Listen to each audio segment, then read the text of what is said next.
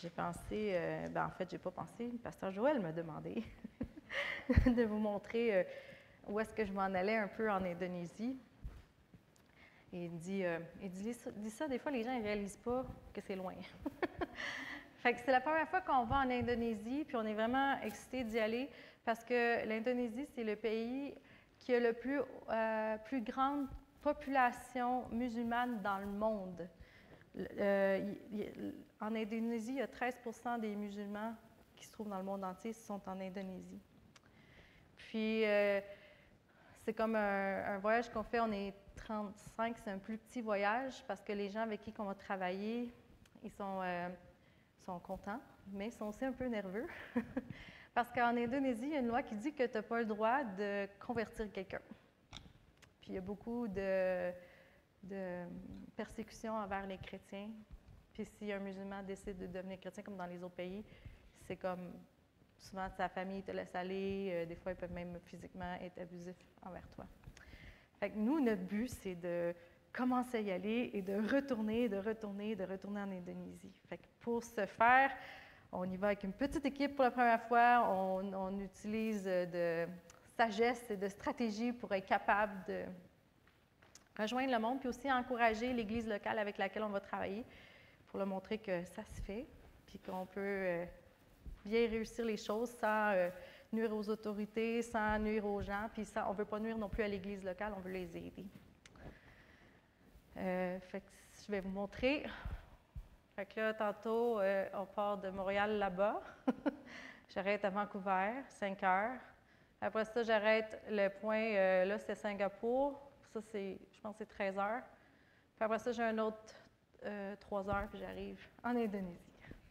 Fait que 5 plus 13, 18 plus 3, 21, plus les arrêts, c'est un 26-27 heures de voyagement. Mais tu écoutes des films puis tu dors dans l'avion. C'est ça le truc. Alors, c'est ça, comme je disais, il y a 279 millions de personnes en Indonésie. Puis la population qui n'a pas encore entendu l'Évangile là-bas, c'est 195 millions, ce qui représente 70 de la population. 83 des gens sont islam, puis des chrétiens évangéliques, c'est juste 3,23. Fait que c'est un peu comme le Québec. Sauf que nous, on n'est pas entourés d'autres religions qui nous empêchent de partager l'Évangile. Ça, c'est une map de Joshua Project. Puis au fond, les points verts, puis les points rouges, ça représente toutes les régions, puis les peuples, puis eux, ils appellent ça des people groups, fait que c'est différentes, soit cultures ou ethnies, on pourrait dire, qui ont été rejoints par l'Évangile. Fait que quelqu'un est allé ou ils ont accès à des Bibles ou à quelqu'un pas évangélisé. Tous les points rouges, c'est où est-ce qu'il n'y en a pas du tout d'accès ou que c'est pas fait encore. Nous, on va être dans les points rouges, là, au milieu. Fait que j'ai vraiment hâte, pour de vrai. Ça fait longtemps qu'on veut y aller, puis on est vraiment, vraiment contents d'y aller. Fait que j'ai hâte de vous dire aussi, quand je vais revenir, tous les miracles que Dieu va avoir faits, puis toutes les choses magnifiques qui peuvent s'être passées. Merci beaucoup parce que vous priez, puis vous me supportez depuis tellement longtemps, puis je l'apprécie énormément. Ce matin, je voulais vous parler de honorer puis de la révérence. Puis c'est quelque chose que je pense dessus depuis une couple de mois. Puis c'est venu de Nancy Dufresne, on vous en a déjà parlé. Là, elle a fait une série sur les miracles et l'honneur ou la révérence envers Dieu, puis le lien entre ces deux choses-là. Puis on va aller voir dans 1 Roi 3, 1 à 14. Puis on va parler du roi Salomon.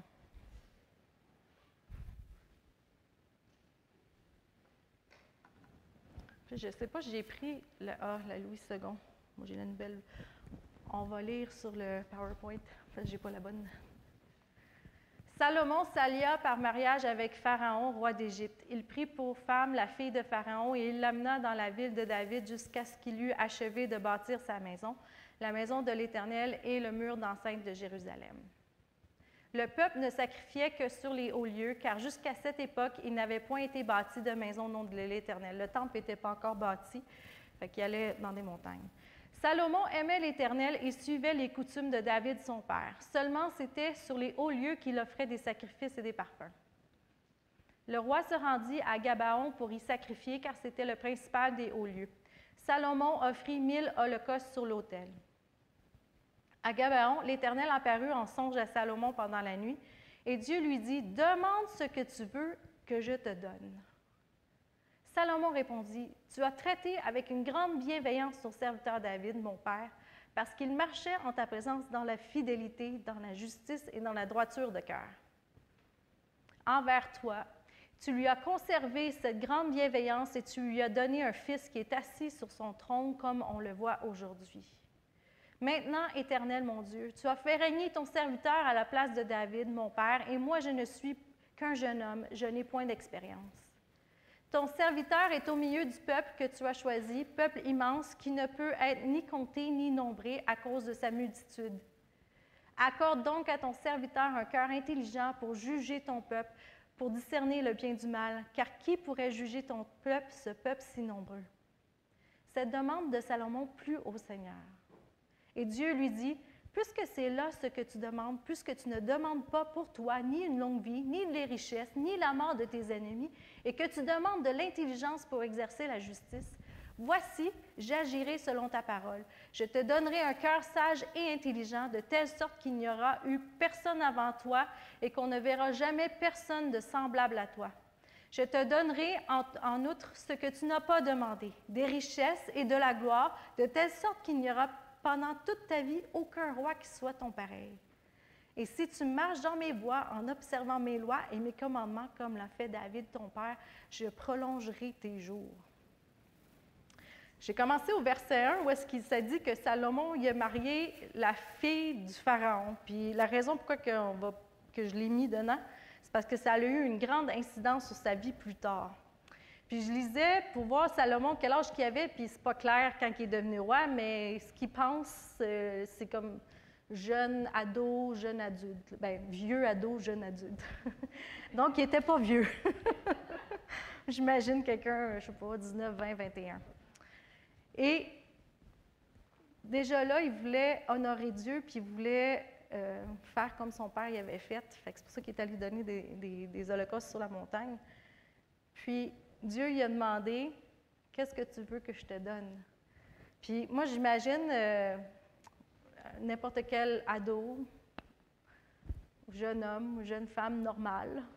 Dieu te dit, c'est comme un génie dit, « Tu as 3 vœux, qu'est-ce que tu veux que je te donne? » Puis la plupart d'entre nous, notre instinct serait « 10 millions de dollars! » Non, je ne sais pas.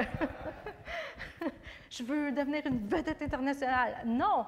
Lui, il a demandé de la sagesse parce qu'il dit, je veux bien gérer ton pays, bien gérer ton peuple, puis je veux de la sagesse, puis que tu m'aides à prendre les bonnes décisions. Ça demande beaucoup de maturité. Je me pense à 18, 19 ans, je ne suis pas sûre que j'aurais demandé ça, moi, jamais. Puis Dieu, il a dit, parce que tu as demandé ça, je vais te le donner, mais non seulement je vais te donner ça, je vais te donner toutes les autres choses que normalement tu aurais dû vouloir. Puis le but de ça, c'est que Salomon a choisi d'honorer Dieu, d'honorer ce que Dieu honore, ce que Dieu aime, qui était son peuple, qui aime encore aujourd'hui, puis de pas se centrer sur lui, mais de se centrer sur ce que Dieu veut, ce que Dieu aime, ce que Dieu a à cœur.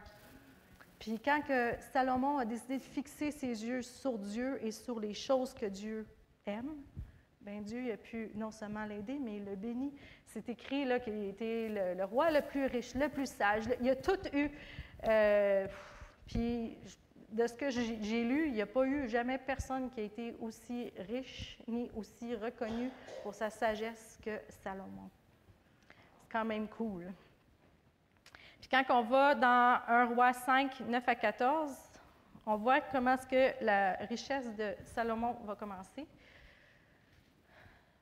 Mes serviteurs et les descendront du Liban à la mer, et je les expédierai par mer en radeau jusqu'au... Continue au verset 10. Non, c'est pas le bon. Excusez-moi. En tout cas, on voit qu'il est devenu très riche et très sage, parce qu'après ça, on a l'histoire des deux madames qui se battaient pour leur fils, là, puis Salomon, il a réussi à départager. Mais c'est dans verset 5.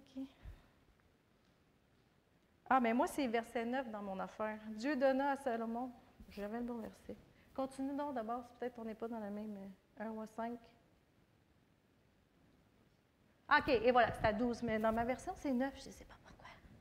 L'Éternel donna de la sagesse à Salomon comme il le lui avait promis, et il y eut paix entre Hiram et Salomon, et ils firent alliance ensemble. Continue, Mélo. Le roi Salomon leva sur tout Israël des hommes de corvée, ils étaient au nombre de 30 000. Il les envoya au Liban, 10 000 par mois alternativement. Ils étaient 1 mois au Liban et 2 mois chez eux. Adoniram était préposé sur les hommes de corvée. Hiram donna à Salomon des bois de cèdre et des bois de cyprès, autant qu'il en voulut. Tu peux continuer. OK. Salomon avait encore 70 000 hommes qui portaient les fardeaux et 80 000 qui taillaient les pierres dans la montagne, sans compter les chefs au nombre de 3 300 préposés par Salomon sur les travaux et chargés de surveiller les ouvriers. Le roi ordonna d'extraire de grandes et magnifiques... M'allume la mienne. Dieu donna à Salomon de la sagesse, une très grande intelligence, un esprit aussi vaste que le sable qui est au bord de la mer. La sagesse de Salomon surpassait la sagesse de tous les fils de l'Orient et toute la sagesse de l'Égypte. Il était plus sage qu'aucun homme, plus qu'Étan, l'Éphraïte, plus que Éman, Calcol, Darda, les fils de Mahol. Son nom était connu dans toutes les nations environnantes. Il a prononcé 3000 maximes et ses chants sont au nombre de 5000. Il a parlé des arbres depuis le cèdre du Liban jusqu'à l'hysope qui sort du mur. Il a aussi parlé des bêtes, des oiseaux, des bestioles et des poissons. Des gens de tous les peuples envoyés par tous les rois de la terre qui avaient entendu parler de la sagesse de Salomon venaient écouter cette sagesse. Il était reconnu pour ça. Je ne sais pas pourquoi que j'ai... Non, mais moi, c'est un roi. Un roi 5... 9 à 14. Confusion! Je vais changer de version, peut-être. C'est la nouvelle Bible selon que j'ai pris. Mais mon point, c'est qu'il était connu pour sa sagesse. Puis, on voit plus tard qu'il y a même la reine de Saba qui est venue elle a parcouru, je pense, 1200 milles pour se rendre jusqu'à lui, parce qu'elle voulait voir si c'était vraiment vrai qu'il était aussi sage que ce que les gens disaient, puis ce qu'elle avait entendu, puis aussi riche. Puis elle l'a questionné sur plein de choses, puis il a toutes répondu à ces questions. Puis après ça, il a montré ses affaires, tout ce qu'il avait construit, puis là, il avait construit le temple entre-temps.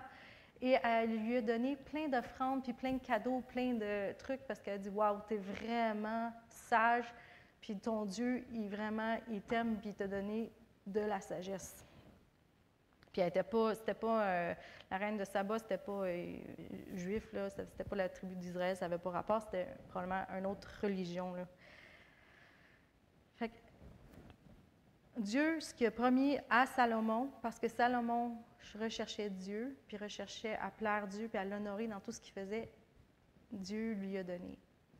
Mais si vous vous souvenez, dans le premier verset, ça dit qu'il a marié une femme qui était la fille du Pharaon. Puis plus tard, on voit dans le chapitre 9, mais là, j'ose plus aller voir, parce que je ne sais pas où je vais être dans verset 1, que ça n'a pas toujours bien été. Puis, Salomon, probablement que c'était un beau monsieur, parce qu'il y a eu 700 femmes, 300 concubines. Mais en fait, quand on lit, c'est qu'il s'est mis à marier des femmes de d'autres pays pour faire des alliances, pour avoir de la protection. Par contre, pourquoi que je vous parle de ça? C'est que Dieu lui avait dit, « Marie pas des femmes de d'autres nations, parce qu'elles pourraient t'entraîner à délaisser les voies de Dieu, à délaisser mes voies. » Puis, mais lui, probablement qu'il pensait que c'était comme une alliance stratégique, puis il a décidé de le faire, puis il a outrepassé ce que Dieu lui avait demandé. Est-ce que vous pensez que Dieu lui a dit « Fais pas ça parce que je veux t'empêcher d'avoir du fun dans la vie? » Non. C'était pour le protéger. Puis, à cause de toutes ces femmes-là qui venaient de différentes cultures, de différentes valeurs, bien, eux, elles se sont mis à faire des offrandes à leurs dieux, puis à tout ça. Et Salomon a même bâti des autels pour qu'elles puissent aller faire leurs offrandes, ce qui a fait qu'il s'est comme éloigné de Dieu. Puis Dieu, ça l'a mis vraiment de mauvaise humeur. Là, je le raconte parce que j'ose plus le lire. Et il a dit, « Tu m'as désobéi. Je t'avais demandé de ne pas faire ça, puis tu l'as fait. Puis à cause de ça, tu vas pouvoir vivre longtemps, mais après ça, ton royaume va être détruit. » Puis c'est ce qui est arrivé après. Toutes les autres nations environnantes ont comme pris le dessus. Mais il a dit, « Parce que ton père David, il a été fidèle envers moi, je vais te laisser vivre, puis ça va arriver à ton fils. » Mais il y a eu une conséquence parce pourquoi? Il a détourné ses yeux de ce que Dieu honorait, puis ce que Dieu vénérait, puis ce que Dieu lui avait demandé. Pourtant, c'était l'homme le plus sage de son époque. Fait que, tu sais, les femmes.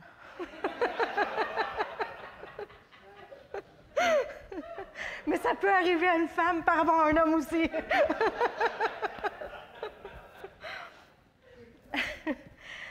Mon point, c'est que le diable, là, il est vraiment subtil, là, parce que, bien, des fois, non, mais souvent, il l'est. Puis, il va prendre ce que pour toi, c'est quelque chose qui te fatigue ou puis il va utiliser ça pour essayer de venir créer une distance entre toi et Dieu, pour t'éloigner du plan de Dieu sur ta vie, qui est le plan parfait.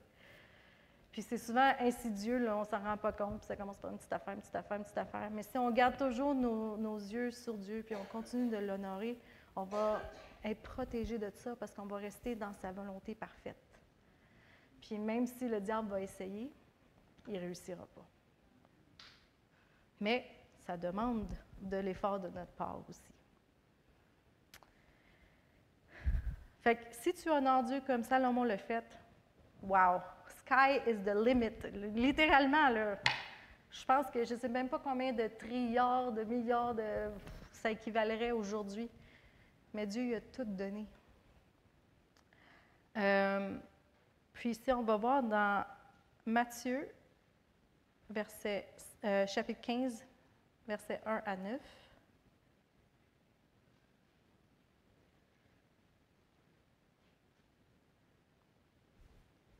Ça, je vais vous montrer des exemples de gens qui n'ont pas vraiment honoré Dieu. Alors des pharisiens et des scribes vinrent de Jérusalem auprès de Jésus et dirent, « Pourquoi tes disciples transgressent-ils la tradition des anciens, car ils ne se lavent pas les mains quand ils prennent leur repas? » Il leur répondit, « Et vous, pourquoi transgressez-vous le commandement de Dieu au profit de votre tradition? Car Dieu a dit, « Honore ton père et ta mère, et celui qui maudira son père ou sa mère sera puni de mort. » Mais vous, vous dites, « Celui qui dira à son père ou à sa mère, ce dont j'aurais pu t'assister est une offrande à Dieu, n'est pas tenu d'honorer son père ou sa mère. Vous annulez ainsi la parole de Dieu au profit de votre tradition. Hypocrite, Ésaïe a bien prophétisé sur vous quand il a dit, « Ce peuple m'honore des lèvres, mais son cœur est éloigné de moi. C'est en vain qu'il m'honore en enseignant des préceptes qui sont des commandements d'hommes. » Fait que pour honorer Dieu, oui, on peut dire « Seigneur, je t'honore », mais si en action puis dans notre cœur, on ne le fait pas, pour Dieu, lui, c'est le cœur qui regarde toujours en premier. Puis, ce qu'il expliquait, c'est que les pharisiens, c'était comme les chefs religieux du temps. Puis, eux autres, ils disaient qu'il fallait que tu donnes de l'offrande, puis tout ça, puis ça peut être de la bouffe des fois qu'ils donnaient. Et quand ce que Jésus expliquait, c'était que si toi, tu décides parce que tu veux aider tes parents, normalement, tu aiderais tes parents parce que dans la Bible, ça dit « il faut t'honorer ton père et ta mère ». Puis, mettons, en vieillissant, ils ne travaillent plus, mais ils ont besoin que tu les assistes ou sont plus capables de cuisiner, mais tu vas le faire. Mais là, les pharisiens, ils disent « Non, non, fais pas ça parce que toi, il faut que tu honores le principe d'honorer l'Église en premier aux dépens de tes parents. » Fait que là, il dit, c'est un peu hypocrite, parce qu'au fond, tu t'oublies ce que la Bible a dit, qui est d'honorer tes parents aussi. Puis, on va aller dans Marc 6, 1 à 6. Jésus partit de là et se rendit dans sa patrie. Ses disciples le suivirent. Quand le sabbat fut venu, il se mit à enseigner dans la synagogue. Beaucoup de gens qui l'entendirent étaient étonnés et disaient, « D'où lui viennent ces choses? Quelle est cette sagesse qui lui a été donnée et comment de tels miracles se font-ils par ses mains? » N'est-ce pas là le charpentier, le fils de Marie, le frère de Jacques, de José, de Jude et de Simon? Et ses sœurs ne sont-elles pas ici parmi nous? Et il était pour eux une occasion de chute. Mais Jésus leur dit, un prophète n'est méprisé que dans sa patrie, parmi ses parents et dans sa maison. Il ne put faire là aucun miracle, si ce n'est qu'il imposa les mains à quelques malades et les guérit. Et ils s'étonnaient de leur incrédulité. Jésus parcourait les villages d'alentour en enseignant. Ça a amené un autre exemple de gens qui ont décidé de ne pas honorer Jésus. Puis je pense que la conclusion de ce passage-là, c'est que si on devient trop familier, souvent on perd l'honneur. Vous avez-vous remarqué quand des fois on devient trop familier avec des amis, puis là tout d'un coup on se met à faire des petits commentaires que peut-être qu'on n'aurait pas dû faire, qui n'étaient pas de nos affaires, puis on s'en mêle. Ça peut arriver. Mais avec Dieu aussi, des fois on prend Dieu pour acquis, puis on le laisse comme... C'est pas grave, Dieu s'en occupe. C'est pas grave, je me suis plantée, là, et j'y vais, ça va être correct avec lui. C'est pas grave si je l'écoute pas, là, il va quand même me sauver. C'est pas ça son meilleur pour nous. Oui, il va quand même te sauver, mais c'est pas ça qu'il veut. Il veut que tu fasses, OK, tu veux pas que je fasse ça parce que tu veux me protéger. Ça me tente vraiment de le faire, mais m'a t'écouter, m'a t'honorer là-dedans. Je vais te reconnaître. Puis quand on fait ça, on ouvre la place à Dieu pour qu'il puisse agir miraculeusement dans nos vies. Pas juste faire des petites guérisons quelconques puis s'en aller sur son chemin. Non, il veut faire tout et plus qu'on peut penser ou imaginer. Fait que reconnaissons-le dans tout ce qu'il fait. Donnons-lui la place qui lui revient, qui est toute la place. Et si tu honores Dieu, mais lui aussi, il va t'honorer. Jean 12, 25 à 26.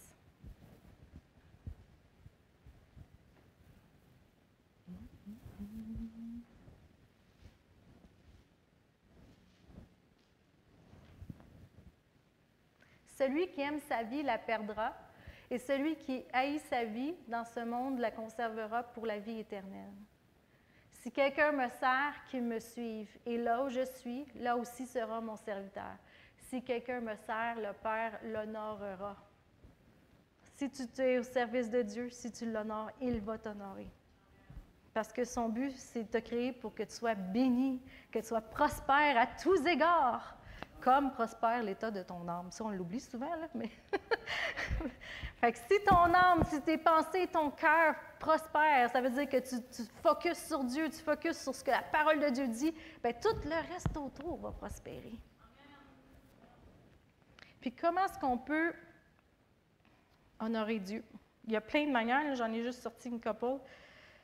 Dans Proverbes 3, versets 9 et 10,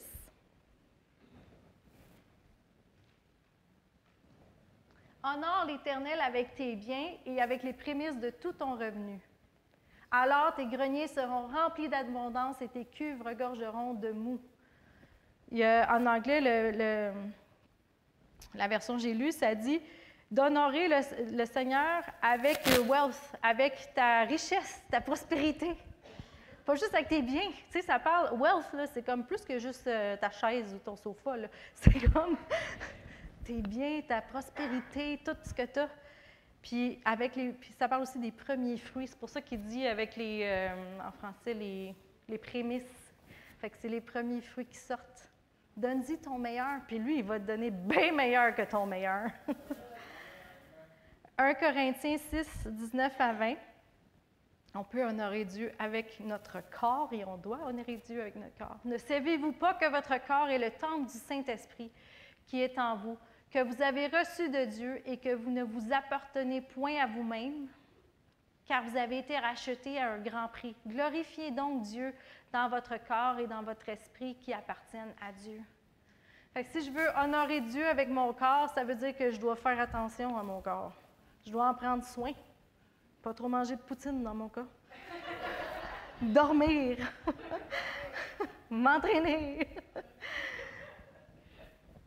puis écouter mon médecin ou écouter la sagesse, mais aussi pas prendre des choses qui sont nuisibles pour moi ou faire des choses avec mon corps qui pourraient être nuisibles pour moi. Des fois, ça peut être des sports extrêmes que tu passes puis tu t'aimes ça, si tu es sur le bord de mourir, c'était pas ce que Dieu veut que tu fasses. Peut-être que oui, peut-être que non, mais ça, c'est au Saint-Esprit vous diriger. Peut-être que vous, la poutine, ça va être super bénéfique pour votre corps. Écoutez le Saint-Esprit. Et l'autre, je voulais vous parler, c'est dans 1 Pierre 2, 17, c'est de honorer les gens. Honorer tout le monde, aimer les frères, craignez Dieu, honorer le roi. Je pense que le dernier bout, il est rendu assez difficile dans la vie où on est aujourd'hui, dans le monde politisé qu'on est aujourd'hui. Mais ça nous dit d'honorer notre roi. Fait que même si on n'est pas d'accord avec toutes les décisions politiques qui se prennent, il faut les honorer. Ça ne veut pas dire qu'on va voter pour eux à chaque fois, mais on ne parle pas contre eux. On prie pour eux. Puis on honore les autres, on honore nos voisins, nos amis, les membres de cette Église, on honore nos pasteurs, évidemment, on honore nos parents. Puis quand on porte honneur aux autres, mais ce qu'on est en train de dire, c'est à Dieu, c'est, regarde, ils sont importants pour toi, tellement que toi, tu es mort pour eux. Moi, je n'ai pas fait ça, je ne suis pas mort pour ma mère, là. Elle non plus, pour moi. Tu m'as donné naissance, c'est quand même ça. Mais lui, il l'a fait. Fait que nous, tu sais, des fois, ça ne te tombe pas de parler à quelqu'un, puis je comprends, là. Ça m'arrive aussi. Mais si en dedans, ça te dit, va, ouais, go, pardi, fais juste te dire allô. Tu ne sais pas, peut-être que ton allô va changer sa journée à la personne. C'est tellement important d'être ensemble. Tu sais, il y a un psaume qui parle que, comme il est bon pour les frères de demeurer ensemble, c'est comme l'huile qui descend le long de la barbe d'Aaron. Puis, en fait, j'avais fait une étude sur ce psaume-là, puis ça l'amène l'abondance, la prospérité, l'unité, puis la force, c'est vraiment bénéfique. Donc, quand on passe du temps ensemble, quand on est ensemble entre frères et sœurs dans l'Église, mais aussi dans nos familles, l'unité, c'est tellement important. C'est une place où Dieu, encore là, peut performer des miracles, puis être exalté et glorifié. Et finalement, tu peux honorer Dieu avec tes pensées. On va aller dans Ésaïe 55, 8 et 9. « Car mes pensées ne sont pas vos pensées, et vos voix ne sont pas mes voix, dit l'Éternel. Autant les cieux sont élevés au-dessus de la terre, autant mes voix sont élevées au-dessus de vos voix, et mes pensées au-dessus de vos pensées. » Des fois, tu regardes une circonstance, là, puis ça m'arrive à moi aussi, puis je suis comme, oh, je ne sais pas quoi faire. Je suis comme, j'ai tout fait ce que je devais faire, j'ai tout fait ce que j'aurais pu penser à faire, puis j'en ai des idées là, qui me passent dans la tête. Là. Puis, tu peux laisser facilement le découragement comme prendre le dessus sur toi parce que tu es comme. Et là, c'est le temps de revenir en dedans de toi, d'écouter le Saint-Esprit, de prier, parce que ses pensées à lui sont bien plus hautes que les tiennes. Fait que toi, tu vois ça, mais Dieu, il voit tout. Puis lui, il connaît la réponse. Fait que si on l'honore par nos pensées, on l'honore en lui faisant confiance, man, il va agir, puis il va intervenir miraculeusement. Là. On a eu un truc qui est arrivé au magasin, puis moi, je ne suis pas bonne quand il y a des plaintes. J'ai aucune... Premièrement, je n'aime pas ça quand il y a un problème. Je déteste le conflit. Si je pouvais vivre dans un monde sans conflit, faire semblant, qu'il n'y en avait pas, ce serait moi. J'aime mieux pas parler à la personne, puis faire comme si de rien n'était, puis genre éviter ça, mais au fond, ça ne règle rien. Et mon beau-frère, lui, qui est beaucoup plus pragmatique que moi, plus il se laisse moins avoir par ses émotions, en tout cas, ça ne paraît pas s'il y en a. C'est lui qui a décidé qu'il réglait les problèmes. Fait que là, on a eu un problème. Mon beau-frère est allé, on a évalué, blablabla. On donne la lettre du problème. Puis le problème, c'est un problème que la personne, au fond, a mal entretenu son plancher. En passant, PSA, Public Service Announcement. Si vous ne savez pas avec quoi nettoyer vos planchers, venez me voir, je vais vous aider. Parce que vous pouvez ruiner vos planchers facilement avec tous les nettoyants antibactériels qui existent sur le marché en ce moment, qui brûlent vos planchers. Puis là, il est trop tard une fois qu'il a changé de couleur, on ne peut plus le ramener. OK? Donc, non, mais c'est pas pour vous vendre rien. Je vais vous dire quoi faire à la maison, lesquels prendre. Je ne vous vendrai pas rien. Mon point, c'est... Fait que là, on a fait venir la compagnie, ils ont tout évalué, ils ont envoyé un papier, puis c'est nous qui doivent le donner au client. Et le client, pas content de la réponse, évidemment. Puis là, il revient au magasin parce qu'il veut rencontrer Mathieu pour en parler. Puis là, d'accord, vous dites que c'est à cause de notre nettoyant, puis nanana, ça jaunit notre plancher. Puis il dit, j'avais pas de problème, il y a 6 mois avant que ma blonde en l'emménage, puis qu'elle prenne ce nettoyant-là. Puis là, on est comme, tu es en train de nous dire toi-même que c'est ça le problème, tu sais. Mais tu peux pas dire ça. Fait que là, il faut que tu es gentil. Puis là, Mathieu les écoute. Puis finalement, il dit, mais écoutez, il dit, ben là, tu vas-tu nous donner 90 de la valeur? Il dit, non. Il dit, le problème, c'est parce que vous l'avez pas suivi les recommandations. Puis la compagnie ne peut pas le garantir parce que... Il nous renvoie une mise en demeure pendant que Mathieu est parti en vacances. Puis c'est moi qui la pogne. Puis là, je regarde, je vois la facteur rentrer dans le magasin, puis là, elle a une affaire pour faire signer, puis là, je suis au téléphone, fait que je peux pas y aller, puis là, une des filles au magasin, elle va, puis elle répond. Puis là, j'étais comme, t'aurais dû juste pas le prendre. Fait que là, mon père dit, je pense que c'est ça, t'as pas le choix de la prendre. J'ai dit, non, je peux refuser. Je savais c'était quoi. Fait que là, j'appelle le fournisseur. Le fournisseur, la personne qui s'occupe de ça est en vacances, mais là, on a 10 jours pour répondre. Fait que là, je ne sais plus quoi faire. Fait que là, j'appelle un avocat qui nous a déjà aidés dans nos affaires, puis il dit ça, il dit, écrit une lettre comme quoi que la personne qui s'occupe de ça, du fabricant, est en vacances, puis que tu demandes une extension, puis que s'ils ne respectent pas, puis qu'ils décident de le faire, bien, ils s'arrangeront, puis ils paieront eux-mêmes. Fait que je remplis ça, je fais ça, je renvoie.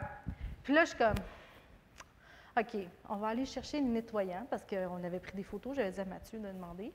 On pogne le nettoyant, on appelle chez Sobeys nos compliments, on fait sortir la fiche technique pour savoir, c'est un produit hyper acide, ça brûle tout. Puis là, nous, on lave, là, puis moi, ma main, elle brûle. Puis eux, ils ont des chiens, je me dis, pauvre chien, s'ils lichent le plancher, en tout cas.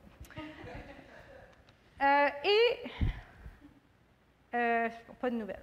Fait que là, nous, on teste le truc, puis notre plancher, dans une semaine, on a fait un test sur la même sorte de plancher. Il est jaune d'un bord, puis sale, puis l'autre bord est tout beau parce qu'on nettoie avec le produit neutre. Mais encore là, c'est pas assez pour eux.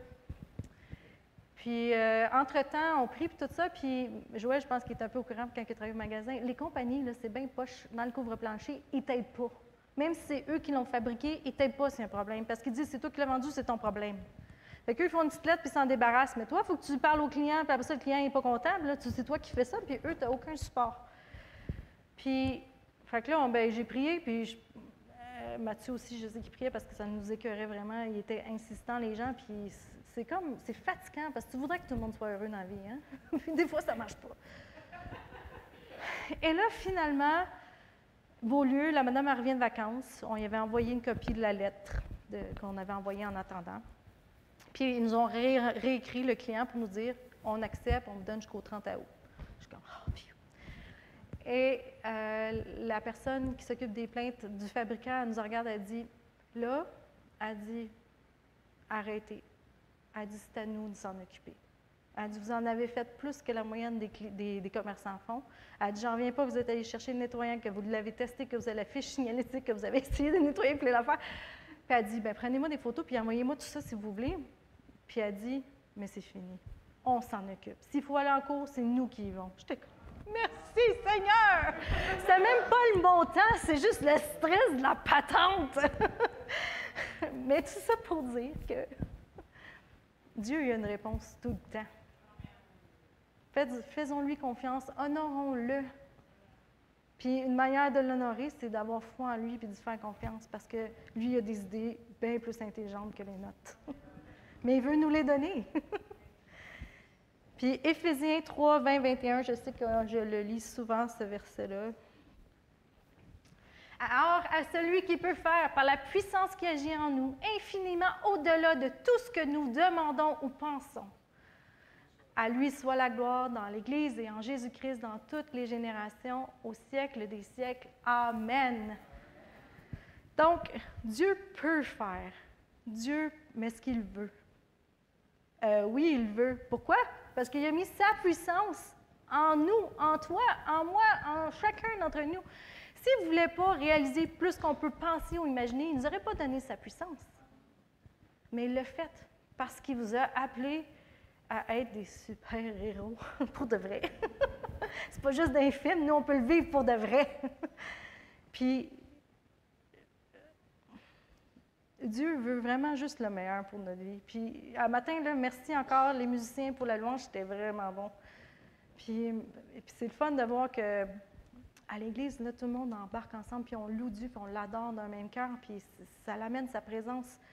Puis il y a des miracles qui se passent dans les vies des gens, aussi pendant la prédication, mais aussi pendant la louange. Il y a des gens qui sont guéris, il y a des gens qui sont délivrés, il y a des gens qui ont des idées pour comment résoudre des situations dans leur vie. Ça aussi, c'est une autre manière d'honorer Dieu.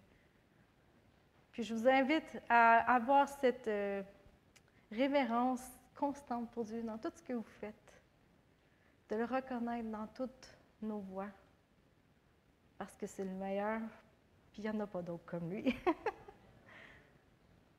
C'est tout, c'était tout, comme tu as dit.